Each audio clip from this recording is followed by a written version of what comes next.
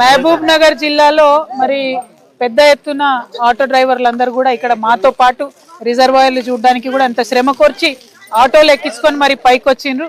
వారందరూ కోరుతున్నది ఒకటే, వివిధ జిల్లాలలో ఆటో డ్రైవర్లుగా ఉన్నటువంటి వారు, ముఖ్యంగా మహబూబ్ నగర్ లాంటి ప్రాంతాలు, హైదరాబాద్కి దగ్గరగా ఉండేటటువంటి ప్రాంతాల్లో ఉన్న ఆటో డ్రైవర్స్ వారు జీవనం గడవక ఇక్కడ జిల్లాలలో డిమాండ్ తక్కువ ఉండి ఒక 2 రూపాయలు ఎక్కువ వస్తాయని హైదరాబాద్ పట్టణానికి అప్పుడో ఇప్పుడో వచ్చి వాళ్ళు ఆటోలు నడుపుకుంటుంటారు. శివారు ప్రాంతాల్లోనే ఎక్కువగా వాళ్ళు నడుపుకుంటూ ఉంటారు. మరి మీ ప్రభుత్వం, కాంగ్రెస్ ప్రభుత్వం అటువంటి పేద ఆటో డ్రైవర్లకు ఇచ్చిన మాటలన్నీ తప్పినరు. వాళ్ళంతటా వాళ్ళు కష్టపడి 2 రూపాయలు సంపాదించుకుందామంటే మీరు దాడులు చేస్తున్నారు, కేసులు పెడుతున్నారు. నేను గౌరవ ముఖ్యమంత్రి గారిని గుర్తు చేస్తా ఉన్నా, మీరు ఏదైతే ఆటో డ్రైవర్లకు 12,000 ఇస్తామన్నారో తక్షణం అది రిలీజ్ చేయండి. ట్యాక్సులు రద్దు చేస్తామన్నారు, అది రిలీజ్ చేయండి.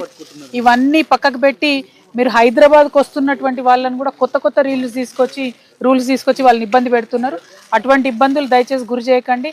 మీరు ఒకప్పుడు హైదరాబాద్ ఫ్రీ జోన్ చేయాలని మాట్లాడినారు ముఖ్యమంత్రి గారు.